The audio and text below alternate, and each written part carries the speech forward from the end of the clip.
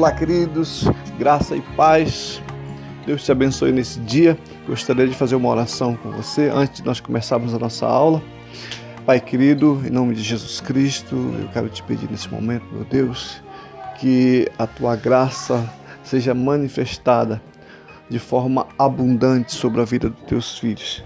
Que eles possam ter, meu Deus, uma compreensão perfeita acerca da tua palavra que vai ser ministrada. Em nome de Jesus eu te peço, Pai. Bom, o nosso assunto é seitas e heresias e hoje nós vamos falar sobre o espiritismo e o adventista do sétimo dia. Os adventistas do sétimo dia, a igreja adventista do sétimo dia. Mas antes de nós começarmos, eu gostaria de ler um versículo que está em Gálatas, capítulo 1, versículo 8, que diz o seguinte: mas, ainda que nós, ou um dos anjos vindo dos céus, vos pregue um evangelho que vá além daqueles que já recebestes, seja anátema, considere-o amaldiçoado. Bom, falar do espiritismo demanda muito tempo e infelizmente nós não temos muito tempo para falar detalhadamente sobre essa prática, mas nós precisamos aqui brevemente fazer um resumo, né, para tentar falar alguma coisa. Nós sabemos que o espiritismo é sem dúvida uma das heresias que mais cresce no mundo hoje. O Brasil particularmente detém o triste recorde de ser o maior reduto espírita do mundo. O seu crescimento se dá em grande parte devido ao fascínio que os seus ensinos exercem sobre as mentes das pessoas providas da verdade e do conhecimento e alienados de Deus. Alheio à palavra de Deus e divorciado de toda a verdade, o espiritismo tem se constituído numa espécie de profundezas de Satanás, pronto a tragar pessoas incautas que estão a buscar a Deus em todos os lugares e por todos os meios. O espiritismo constitui-se no mais antigo engano religioso já surgido. Para falar do espiritismo, precisamos entender um pouquinho sobre a história, onde nasceu, como aconteceu. Bom, nós sabemos que a prática espírita ela é muito antiga, mas nós precisamos partir de um ponto aqui para nós termos mais ou menos uma base, de como surgiu o espiritismo com o nome espiritismo. Bom, ele surgiu mais ou menos através de duas pessoas no estado de Nova York, através de duas adolescentes que tinham experiências sobrenaturais. Em 1847, essas duas moças de 10 a 12 anos começaram a ouvir pancadas em diferentes pontos da casa onde moravam. A princípio julgaram que esses ruídos fossem produzidos por camundongos e ratos que infestavam a casa. Contudo, quando os lençóis começaram a ser arrancados das camas por mãos invisíveis, cadeiras e mesas tiradas dos seus lugares, e uma mão fria tocou o rosto de uma das meninas, percebeu-se que o que estava acontecendo eram fenômenos sobrenaturais. A partir daí, as meninas criaram um meio de comunicar-se com o autor dos ruídos, que respondia às perguntas com um determinado número de pancadas. Bem, a partir daí, partindo desse ponto, desse acontecimento, que recebeu uma ampla cobertura dos meios de comunicação da época, sessões espíritas propagaram por toda a América do Norte. Na Inglaterra, porém, a consulta aos mortos já era muito popular entre as camadas sociais mais elevadas. Por consequente, os médiuns norte-americanos encontravam ali um solo fértil onde a semente do supersticionismo espiritista, haveria de ser semeado e poderia nascer, crescer, florescer e frutificar. Na época, outros países da Europa também foram visitados com sucesso pelos espíritas norte-americanos. Na França, a figura de Allan Kardec é a principal dos arraiais espiritistas. Bom, nós temos muita coisa para falar, mas nós não temos o tempo necessário. Mas para nós termos uma compreensão sobre o que é o espiritismo, precisamos entender pelo menos 4 pontos. Que o espiritismo ele é subdividido mais ou menos em 4 pontos. O primeiro ponto é o espiritismo comum, que todo mundo conhece. O segundo ponto é o espiritismo, baixo espiritismo, né? Chamado baixo espiritismo. O terceiro ponto é o espiritismo científico ou autoespiritismo, aquele espiritismo também chamado de mesa branca. E em quarto é o espiritismo kardecista, né? O mais conhecido talvez e mais frequentado e mais aceito. Bom, em que se baseia o espiritismo comum? Talvez você tenha conhecido essas práticas, né, e talvez você não sabia que se tratava de espiritismo, mas é prática espírita. Por exemplo, a quiromancia, que é a divinação pela expansão da linha das mãos, a cartomancia, a grafologia, a hidromancia, a astrologia. São práticas que denunciam um comportamento espírita, uma crença espírita. Em segundo, o baixo espiritismo. O que é o baixo espiritismo? Esse espiritismo, essa prática espírita é muito conhecida no Brasil e é muito comum a gente falar e conhecer. É o resultado do sincretismo da religião dos africanos, religião dos índios, religião católica, religião kardecista e práticas do ocultismo, também conhecido como espiritismo pagão.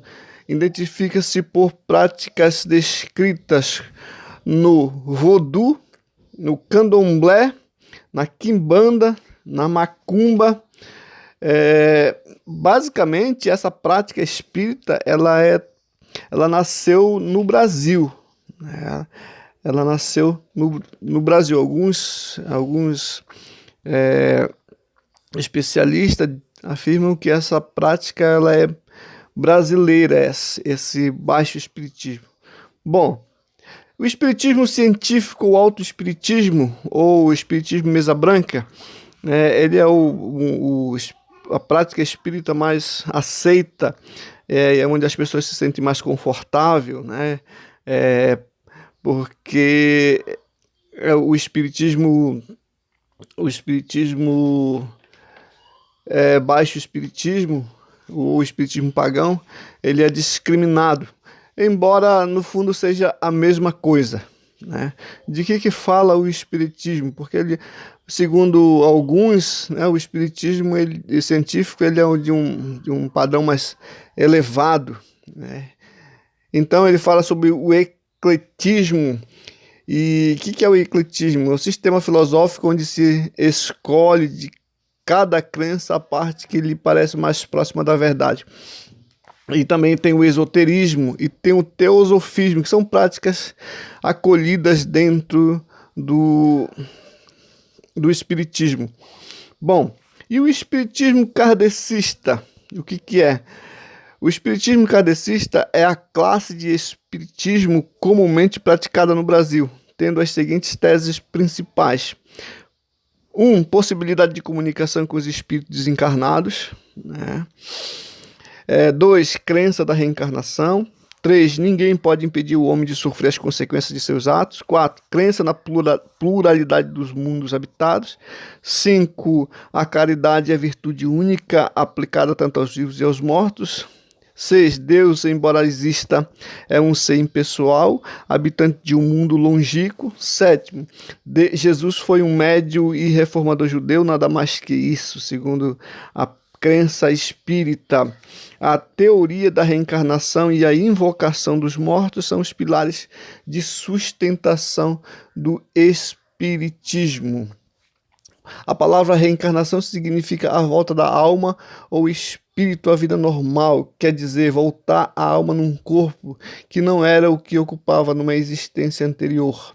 A palavra reencarnação não existe na Bíblia e tampouco se confunde com a palavra ressurreição, que significa levantar, erguer, surgir, sair de um local ou de uma situação para outra, ou ainda fazer voltar da morte para a vida. Os espíritas acreditam que os mortos podem se comunicar com os vivos e ajudá-los. A Bíblia condena essa prática. Bom, o que os espíritas dizem e o que a palavra de Deus diz sobre Deus, sobre Jesus Cristo, sobre a queda do homem e sobre o inferno, sobre a Bíblia, nós temos aí um contraste com o que diz a palavra de Deus. A palavra espírita não se sustenta baseada na palavra de Deus. A crença espírita ela não resiste uma análise perfeita das escrituras. Se você for basear os ensinos espírita com a Bíblia, eles não se sustentarão.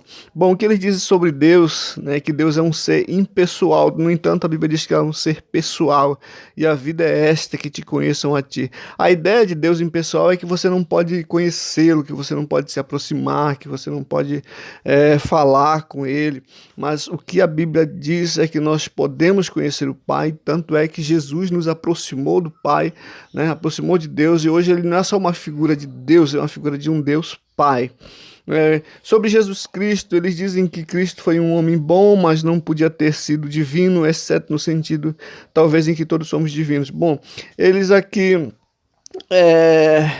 diminuíram a Cristo, né, relativizaram a pessoa de Cristo. No entanto, Cristo foi superior aos homens, diz a Bíblia. Com efeito, convinha que o sumo sacerdote como este, santo, inculpável, sem mácula, separado dos pecadores e feito mais alto do que os céus.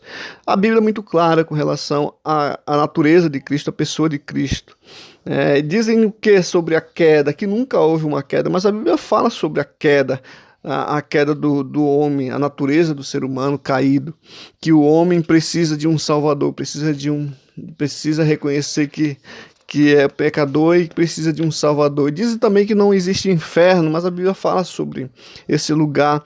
Eles dizem que a Bíblia não pode ser considerada a palavra de Deus inspirada, né, aos homens, mas no entanto a Bíblia afirma, e nós cremos que a palavra de Deus contém toda a revelação de Deus para os homens, e ela foi inspirada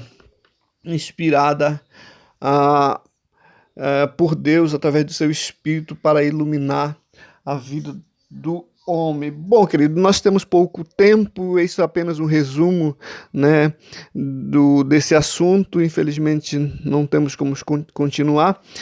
Se você tem alguma dúvida, se você deseja compreender melhor desse assunto, por favor, você fique à vontade, nos procure e a gente precisa conversar e será um prazer atender você. Tá bom, querido? Agora nós vamos falar sobre a Igreja Adventista do Sétimo Dia. Bom, a Igreja Adventista do Sétimo Dia é uma igreja conhecida pela sua forma de crença, pelo seu sistema de crença. Um sistema de crença legalista que diz que nós temos que fazer algo para receber o dom de Deus, para receber o favor de Deus.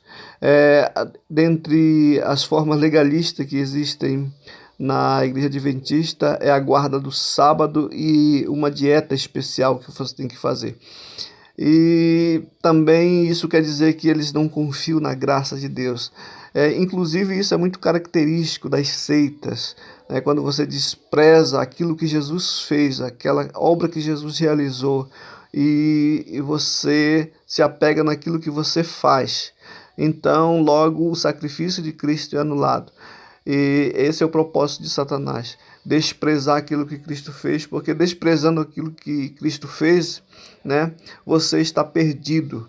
E Jesus significa que Jesus morreu em vão, e você precisa de um Salvador. A Bíblia diz que nós somos dependentes de um Salvador, e nada que temos que fazer pode nos salvar.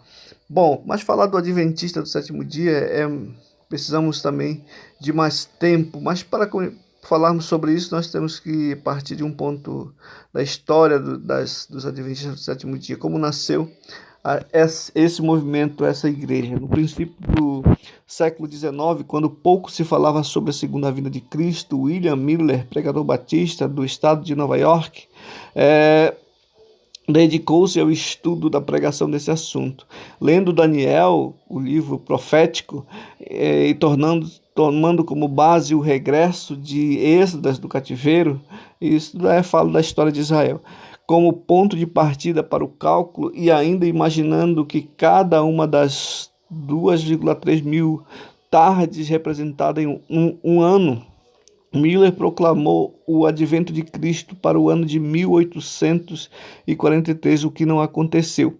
Admitindo erro em seus cálculos, estimulou nova data para o ano seguinte, e mais uma terceira tentativa, porém houve grande desapontamento. As pessoas que acreditaram em Miller deixaram sua igreja para o seguir, doaram seus bens, abandonaram seus afazeres e prepararam-se para receber o Senhor no dia predito por ele. Muitos abandonaram a fé. Miller não considerou o que está escrito em Mateus 1,7. Porém, depois de tudo, Miller admitiu seus enganos, dando provas de sua sinceridade até o fim de seus dias. Ele morreu com 77 anos.